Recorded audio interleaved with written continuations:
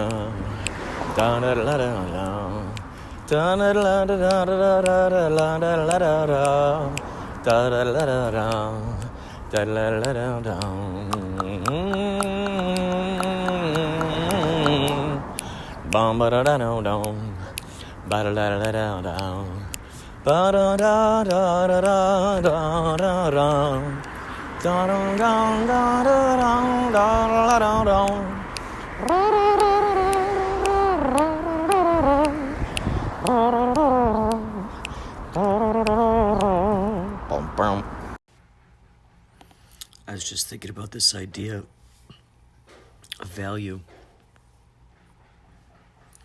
and how... So I'm looking on this site, Wish,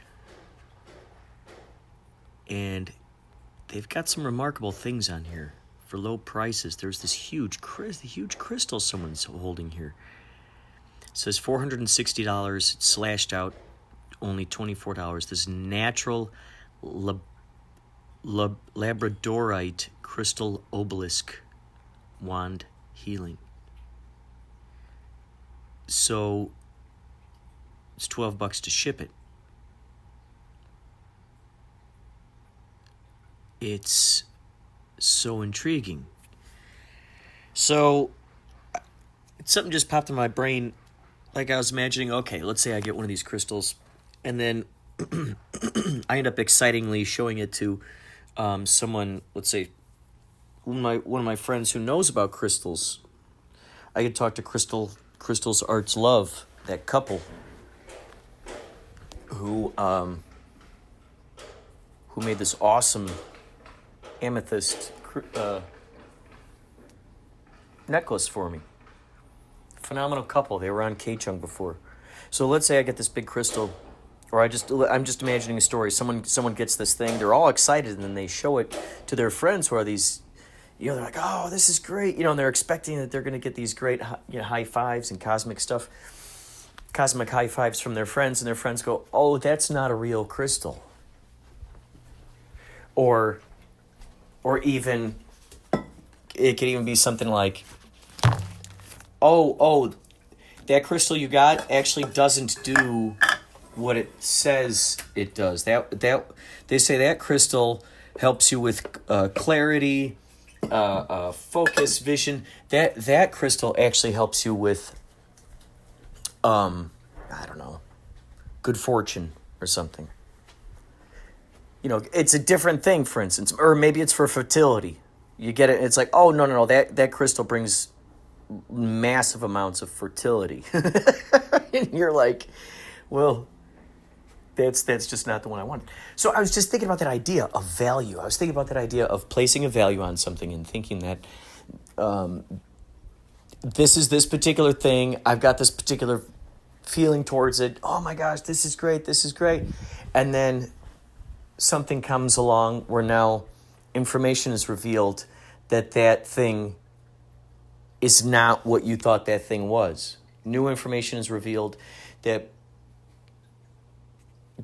takes it out of the definition that you've placed it in, that you've put it on, you've put it into.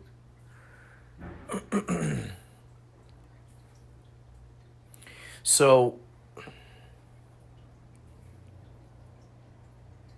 now the value's changed. So for instance, let's say someone gets that big crystal. The crystal is advertised as, right here it says, healing. Okay, so they get it. They're like, okay, this is healing, this is healing. And their friend goes, well, in addition to, that crystal not healing, that's also not a real crystal. And then in that moment, you get that choice to go, okay, now what? Now you're left without that foundation. Now you're left without that sort of, that value system that because when we place a value system on something, it's like that feeling of like I'm willing to pay this large amount, or bet on this, or give towards that. I'm willing to give this amount of BAM, usually monetary, but really it's pure energy. It's pure energy. So it's like, okay, here's my value system. I really, really, really, really value this. I really, really count on this. Let's say someone who's got their favorite headlamp. They carry that headlamp around. They're like, I really trust this. I really value this. Plus, it was given to me by my grandma. She was a famous spelunker. She went through so many caves with this exact headlamp, which was given to her by her family. And, I got so much value in this. I trust this thing. This thing is taking me through all of these spelunking activities, cave climbing things, et cetera, explorations. I place value in this thing. And now all of a sudden, what? That value is, it's that definition and all the feelings that were put into that container. Now it's like, okay, can those still remain? So you wonder, okay, if they tell you, okay, so for instance, they go, okay, that headlamp, we lied to you when you were a little kid, that was not your grandma's. We also lied to you that she was a famous cave explorer. And, there's this whole story that we made up just because you were a good storyteller, you're a good listener, you've always had a great imagination, and we just kept going with it, and we would make up stories about it together. So now what? Does that take away the value that you had placed in it? Does that take away... Because there could be that sort of element that could creep in where you're going, well, the joke's on me. Well, the joke's on me. Well, what does that mean? Joke's on me. Well, what does that mean? I got egg on my face. What does that mean? That means I'm the one being laughed at. I'm sitting in the hot seat. I'm being interrogated. I'm the the one that's getting, that's the scapegoat, so to speak, the butt of the joke, the dog park that you go to take your dog to shit in. I'm that place where you go to shit. A lot of times that's the thing. I don't want to be, I want to make sure that what happens backs up my words, my actions, or the actions of what I'm predicting here. Maybe perhaps part of the reason why people get into big riots after football games and baseball games, a lot of them, is because they were so sure that this particular team was going to win, that it didn't win, and now they got to listen to everybody who told them, no, that team was not going to win. Now they got to listen to those people. They got to deal with all that now. They got to deal with that ridicule. How long are people going to rib them for? Oh, you thought that team was going to win, but you were wrong, man. You were totally wrong. It was that other team. I told you should have bet on that other team. It's one of those kinds of things. So now all of a sudden, now there's no value in it or whatnot, or there's a different value system. So what happens then? I remember, I was at this birthday party. It was my birthday. I invited all these people, and might have been my 30th, maybe. And my brother had moved out here. A lot of my friends, Andy, Jeremy, Mike Sodi, all these great guys. And so I invited them to the party, and a lot of these people that I had met, and I wanted them all to meet each other. And it was at like this karaoke, karaoke kind of place, yeah. And one of my friends got me a couple of lottery tickets. And I'm like, oh my God. And I'm looking at these, and I'm scratching them off. And the winning, it's like you had to scratch 3 of the thing in a row. This one was for 1,000 big ones. 1,000 Scooby snacks, okay? If you get 3 $1,000 things in a row, you win, $1,000. That's yours. So I saw that. I was flipping out. People were taking photos. I'm going, oh my God, no way. And then she's like, open up the next one. And then I'm opening it up and I'm looking at it. I'm going, what the hell? This is a winner too. This is the greatest day of my life. This is amazing. And all of a sudden, she's like, Kurt, read the back of this. Read it. Read this thing. And I read it. And the whole thing said it was for entertainment purposes only. It was a gag gift. Whoa. Now there's a whole new reaction that unfolds. Now there's a whole new reality that unfolds. You go from spending all that money in your brain into not having those things that you bought with those imaginary things, imaginary money. And now it's just you. It's just you and your thoughts in front of these people with photographs and or video. It's oh man, so good. This coffee's so good.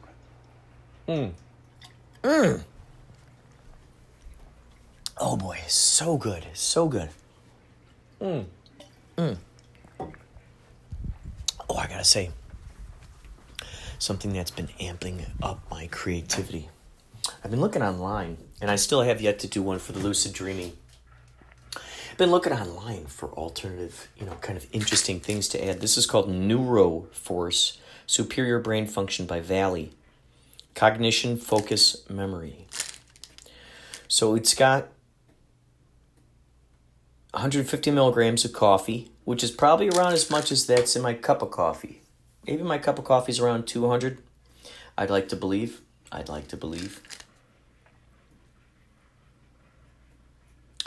Your, energy drinks out there have about 150 milligrams. If you get if like Bang or there's a particular Rockstar, Bang is 300. That Rockstar is like 280 or something.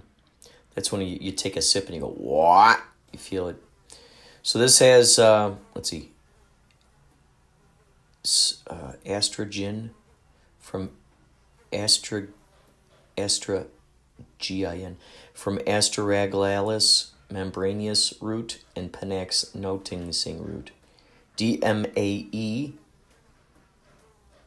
GABA, alpha lipoic acid, L-theanine, natural caffeine, 150 milligrams, Bacopa whole plant extract, N-acetyl L-carnitine, N-acetyl L-tyrosine, L-taurine.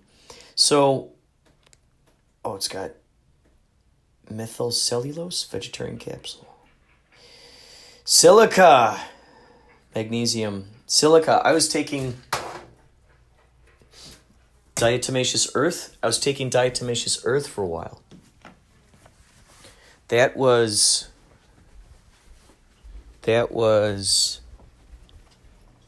It had such tiny powdery things. You put it's like dirt. It's living beings. Oh man, I think I'm gonna have to get that again. But just knowing that this has the silica in there.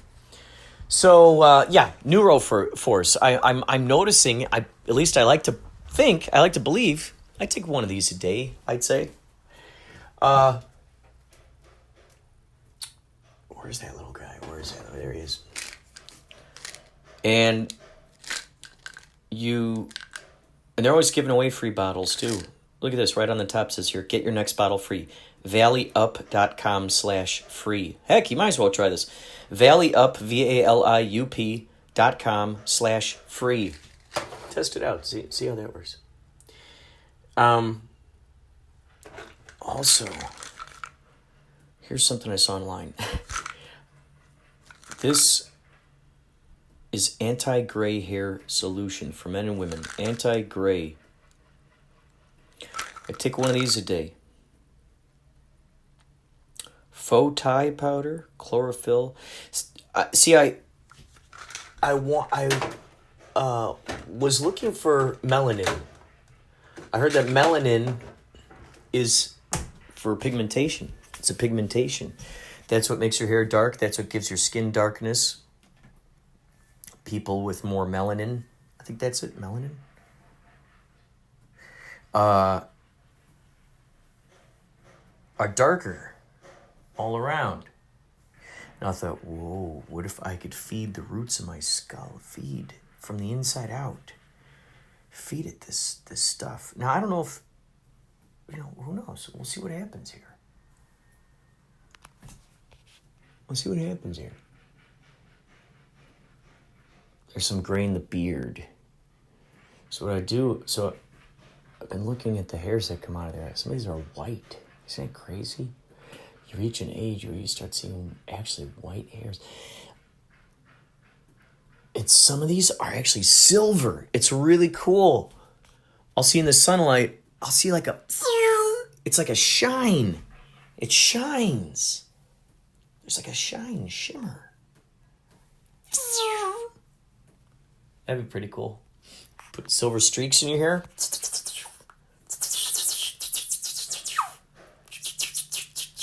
So it looks like your head is metallic. Quite interesting, right? Isn't that strange how that works? So those are some of the items of interest for today. Some of the... So yes, to get back to the story, you're all wondering, right? You're all wondering, why? What happened then? What do you do in that moment after you thought you won that money, and then bam, there you are, in front of everyone? It's interesting how that feeling of embarrassment seems to be one of the biggest fears. Embarrassment. The embarrassment of farting in church, the embarrassment of farting in front of someone you're attracted to. Oh God, please don't let it. Oh God, please don't let me shart in front of that pretty girl. Right? Isn't it funny? It's so interesting. There are those things, that embarrassment. Oh God, please don't let me spill. I'm constantly spilling food on my shirt, my pants. I got 2 grease stains on my pants right now. I'm trying to figure out how the hell do I get this out? Well, I'm clumsy with my food. Spill. Uh-oh, I'm embarrassed. I got mustard on my cheek again. There's that idea. So it's like embracing that idea of being okay with being embarrassed. I think Andy Kaufman was awesome with that. He was perfect with embracing that embarrassment, making that embarrassment his strength, and not even giving it the power of that definition. Isn't that funny? As soon as we give it that power of a definition, a specific thing, it then becomes that thing. So okay, am I giving power to the idea of embarrassment? Am I giving power to it? Am I surrendering to it? Am I like, okay, bam, you're the draw 4 wild card. Bam, you're the top of the totem pole, top of the pyramid here. You're the wild card, draw 4, blammo. I got to pick up 4 cards now. And you get to be whatever color you want to be. Let's be green. Okay.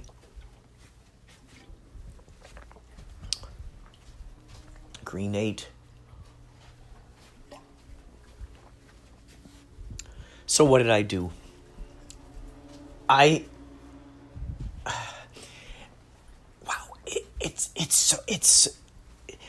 said, wait, so this is fake?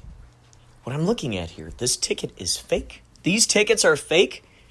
I did not win $1,000 from that, and I did not win $5,000 from that one? There goes that feature film I was going to shoot. There it goes. See ya.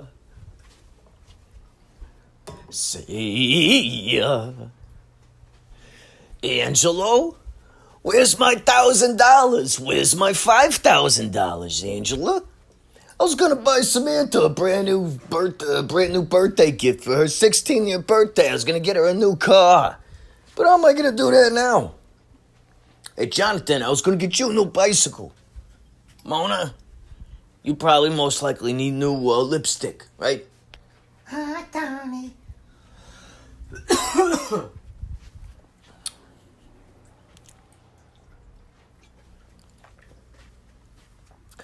Hold me closer, Tony Dancer.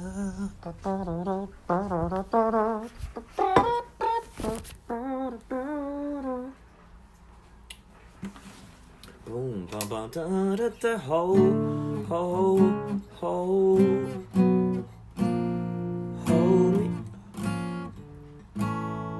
Hold me close. Hold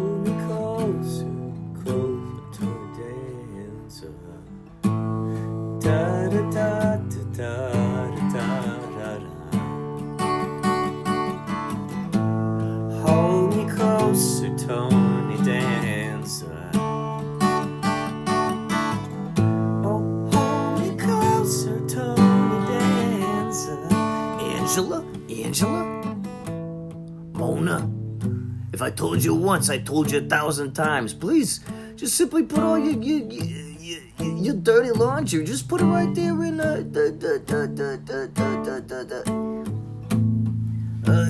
the dishwasher. No, don't put it in the dishwasher. The other the washing machine. Hold me closer, Tony Dancer. Where should I put all my laundry?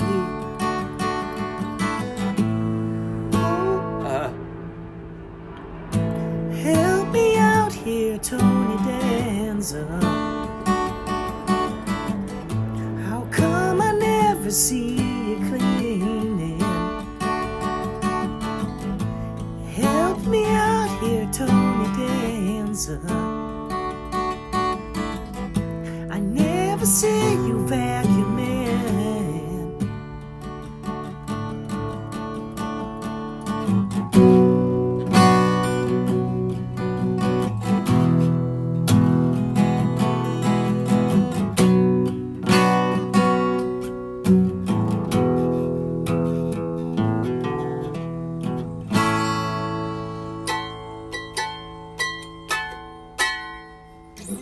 Now, back to our show concerning value systems, definitions, and how we apply our energy towards those things.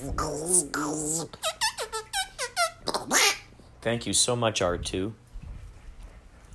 So what did I do? I transformed my definition of that. Because what can you do in that situation? Do you feel the weight, the gravitas of not having that money now? Do you bless that person for giving you that possible parallel reality of what it's like to actually live within that? Imagine this. This just popped in my brain. What if we went out, we sought out those things, and wow, that would be cool. So you get a bunch of those, and you give them to your friends, and what if you go, okay, this is just going to be a game we play. When you get this, pretend as if it's real, and write down all the stuff that you're buying with that, okay? Write down all of that stuff. So what you're doing is you're playing this psychological game. You're sort of making a contract with yourself to give yourself over to sort of this permission slip idea. You know, sometimes we'll hear people say, "Oh, well, you know, get yourself a check and fill in the zeros." That can work too. This is another extra method. You know, they say fill in yourself $1 million check, like Jim Carrey did back long ago. And there he was, and he got his money. So this is kind of something like that. Because a lot of times there's that phrase that's thrown around. Oh, when I win the lottery. When I win the lottery, I'll do this. Oh, when I win the lottery, I'll do that. Oh, when I win the lottery, I'll do this. I can't wait to win the lottery, because when I win the lottery, that's what I'm going to do.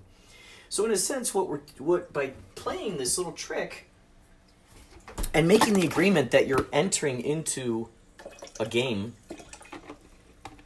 and allowing yourself to get immersed in it. Because think about board games, think about role-playing games, video games. You get wrapped up in it. You're in its reality. So if we decide to make that same kind of agreement with this sort of fake lottery lottery or scratch-off card, so to speak. Now what is happening is,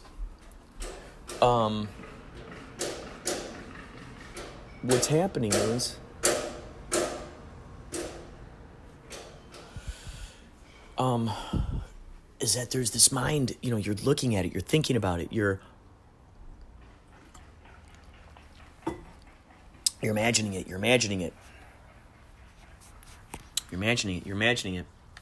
It becomes this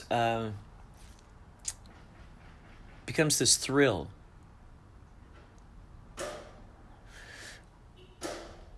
of knowing that money is sort of there and that you spent it, and you feel what that's like, because now you get to allow yourself to go into that next step. What do we do after we buy the things that we've always wanted? I mean, these don't even have to be huge, huge, huge things. I guess we could think back right now. Let's think back to the biggest things that we bought recently. The biggest things that we bought recently that were, to us a large purchase, even if it was, even if it was $15, $10, if we consider that a large purchase, like, okay, I really splurged on this package of Little Debbie's at the 99-cent store. Okay, that's fine. If there's something else, if let's say you bought a bike, you bought a bicycle, it was a $300 bicycle, and you're like, wow. Let's say you just got a video game, a $60 video game that you've just been waiting to get, and you got this thing, and you are just like, whoa, where you put a value into it. Now think about, okay, what's that next step? You got it. You're playing a video game. There's that enjoyment, and then you finish the video game, and then what's next? So by kind of playing with this method, it gets you into that mindset of being in that mindset of what's next after you already have the thing that you want. Once you have everything you absolutely want, what is next? What is next? I'm friends with this woman who comes out to Yachtly cruise shows, and this woman is pretty well off. Her husband comes from oil money, and they're always going on vacations, and it's interesting to see the kind of freedom that is involved there. So what I do is I place myself in that mindset. Like, okay, let's say, for instance, I'm a member of this family right now. Let's say I'm the son, and I'm able to just go ahead and do this, to go wherever I want, do whatever I want. Okay. Visit here, visit there, I go here, I go there, I go here, I visit here, I go there. I have all these experiences. And then what? And then what? That's always the next thing. There's always the next thing that's coming up. And then what? I suppose the idea is just to be as satisfied as we can possibly be in this moment in time, without having to wait for that next thing to come around the corner. And by playing that game, particularly for those people of going, oh my gosh, I'm a starving artist, I don't have this, I don't have that, I wish I had this, boy, it must be so nice to do that, oh wow, it really must be nice to have this. Well, the idea is to not be in that mindset. The idea is to find ways in which we can embrace, what do we have? What are we grateful for, and what can we do with what we have? To the best of our ability, with joy, with passion, with excitement. Let's say, for instance, you want to be a big movie director. You want to make movies. Place yourself in that mindset of already having done that. Let's say it's the difference between the Martin Scorsese,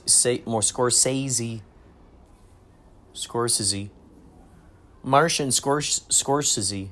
Oh, that would be an interesting character. Martian Scorsese. Martian Scorsese.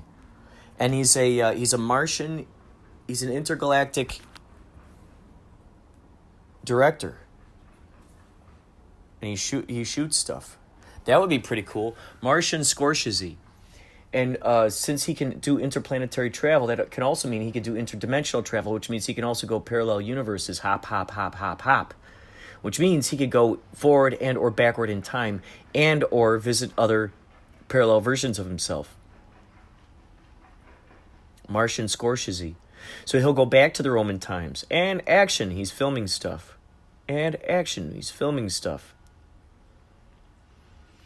Be funny if we could show him, like, talking with, like, for instance, you got those famous paintings where you see UFOs in the sky.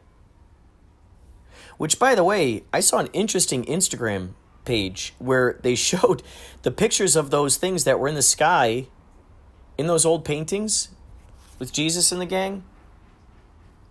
And they show you that.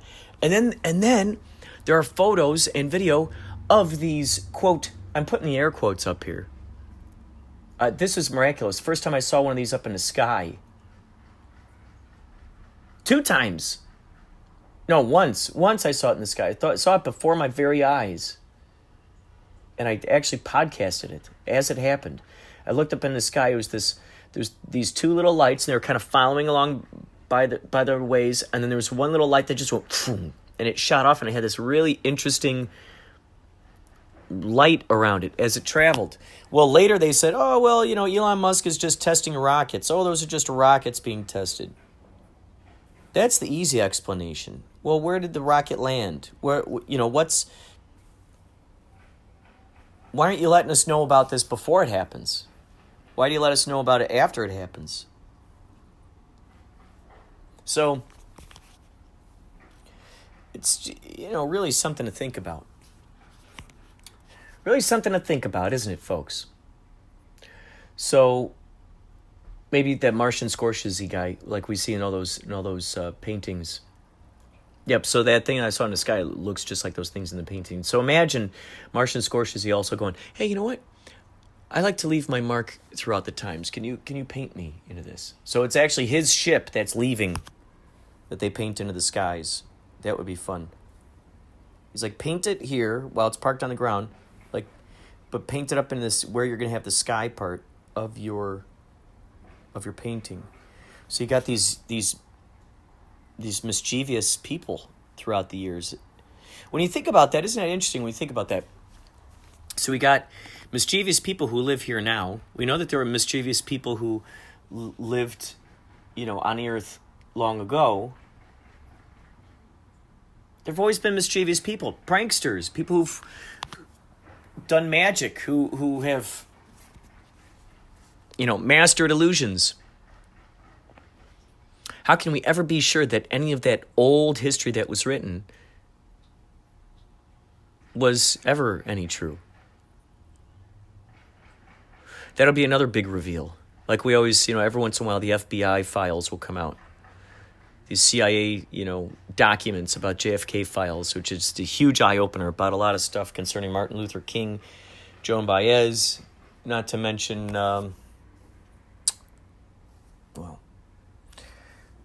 CIA operatives posing as journalists, stuff like that. Very, very interesting stuff. So when you see these documents that come out years down the line, it then gives you a whole new perspective as to what's going on. It's like whenever a movie comes out, for instance, a biopic. Let's say the movie Ray comes out and people are going, whoa, I never knew that about Ray Charles. Whoa, I never knew that. Whoa, I never knew that. Whoa, I never knew that story. It's interesting because then it gives you this whole other lens to then look into perspective as to what the heck was going on. And you're like, whoa, all right. That's why Man on the Moon was so awesome and innovative. It uncovered stuff that was all secrets. That were secrets that whole time. Just incredible. Just incredible. So, that's all for now. And, coming up next here, I think, is something special. That's for sure. Thank you so much for listening to Inspirado Projecto.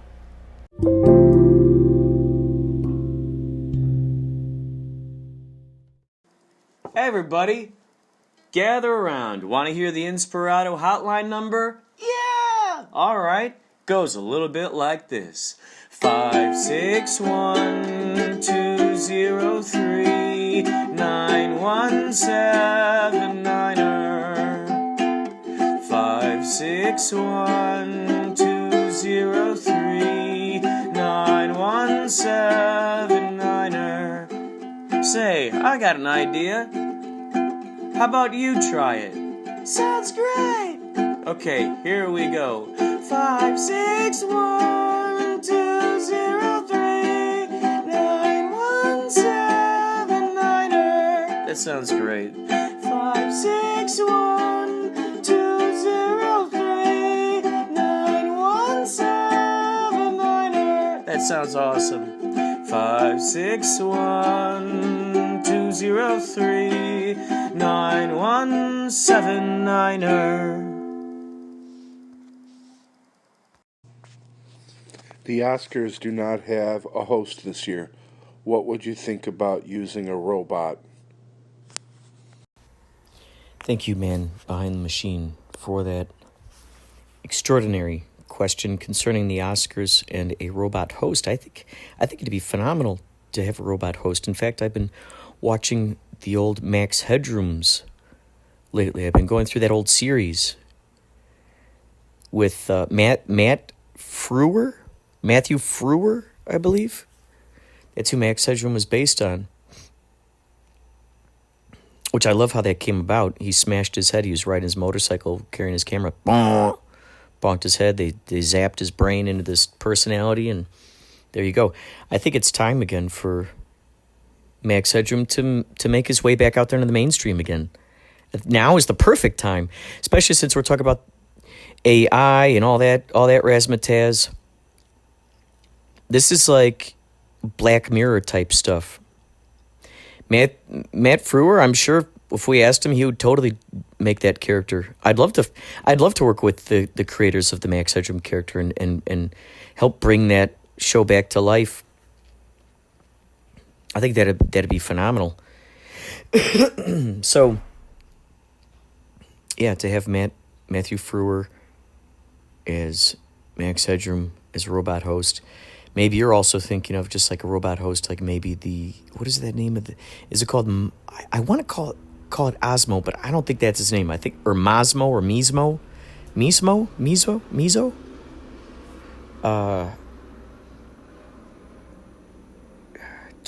It's that robot that the Japanese have made that can walk up the stairs and carry things and all that stuff. And I'm thinking you combine that kind of robot with, could you imagine putting a quantum computer into the body of a robot like that? And then you hook it up to a Sophia type of robot. And there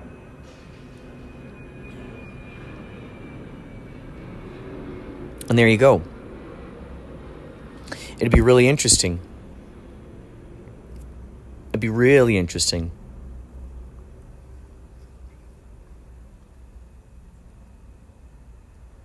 How do you program a computer to understand compassion or balance, or what are the important things that one would program into a computer or AI, robot host, what have you?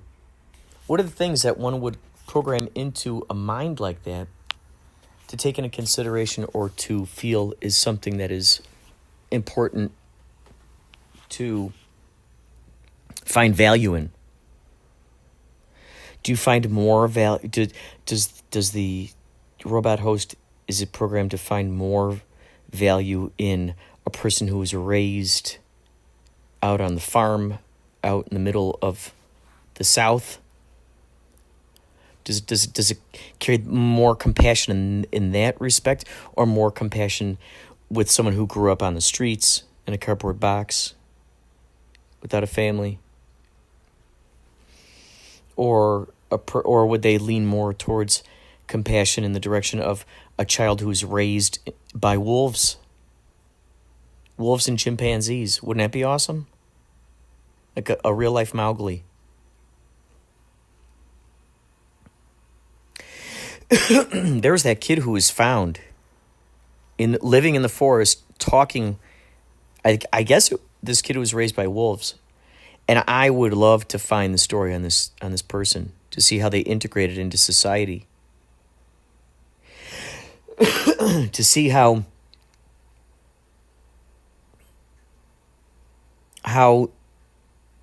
do they speak English? Do we require for them to speak English?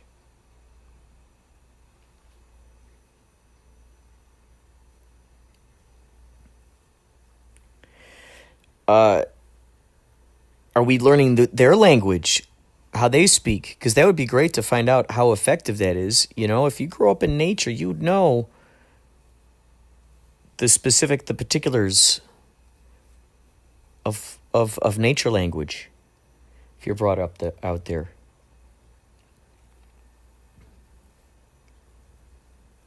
So imagine learning that. That's astounding. It's incredible. This just popped into my brain. What I'm doing right now is I have this converter. I'm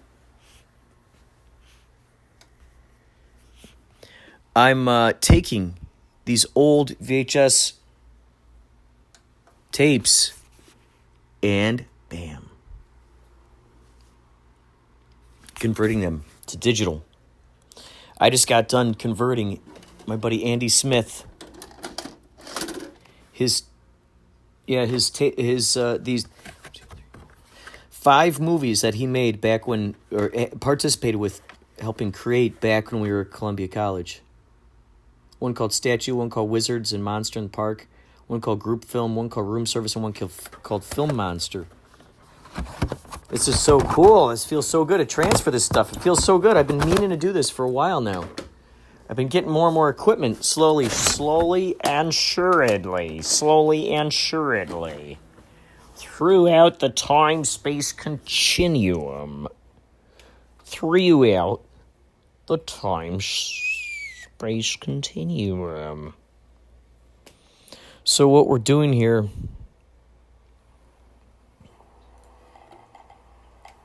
Oh, is that the beginning? Is that the utmost beginning? Oh boy, here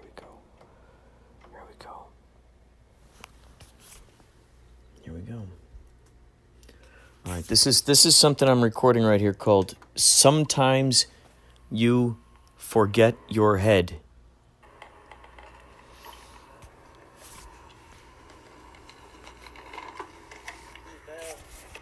These are all intriguing morsels that we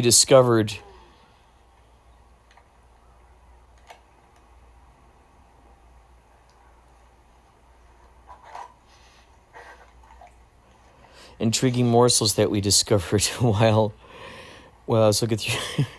Oh my God. This is something that me and Eric Kleinberg and Jason Carr recorded a long time ago with this mannequin head I got.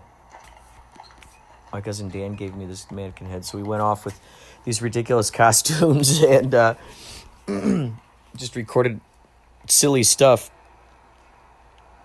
And all this footage I can use to cut in at any point to anything. That's what's so fun about this. I might just make an entire movie based on this stuff.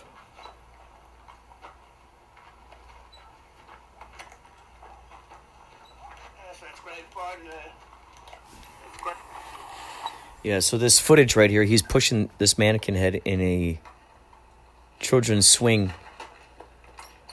They're like the one where you put little babies in there with the strap. It holds them tight in there. He's giving this thing underdogs. So we just kind of flew by the seat of our pants. We just said, okay, let's record this, let's record that, let's do this, let's do that. And the whole crazy thing about this is that I had left this mannequin head at this thing while we went out to Starved Rock that whole day. We went out and we just recorded stuff all around Starved Rock.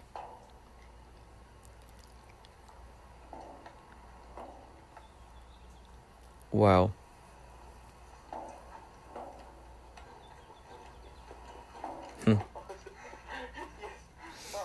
Wow, man. This is so intriguing. So intriguing. So yeah, going through this footage, and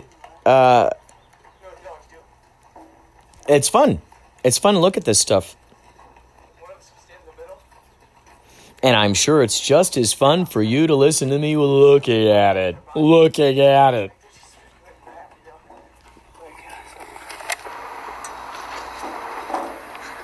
Yeah, a little more so. I'm glad she got sick. That was Eric. He kind of looked like Austin Powers. He had this awesome coat on, this furry collar. It looked like a detective. Reminded me of like some kind of detective from the UK. Just awesome. Just really cool. Just had such style to it. Oh man, this is so good. This is so good that I'm being able to transfer all this footage. This is so cool. I can't wait. I'm gonna slice and dice. I'm gonna edit this stuff together. Wow. A lot of different stuff. A lot of different little nuggets, little giblets of information that are recorded out there that I just cannot wait to put together. It's going to be so much fun. So much fun. So yeah, robot hosts for the Oscars. Absolutely. Absolutely. I'm wondering if the ushers, would you want them to be robot hosts? See, so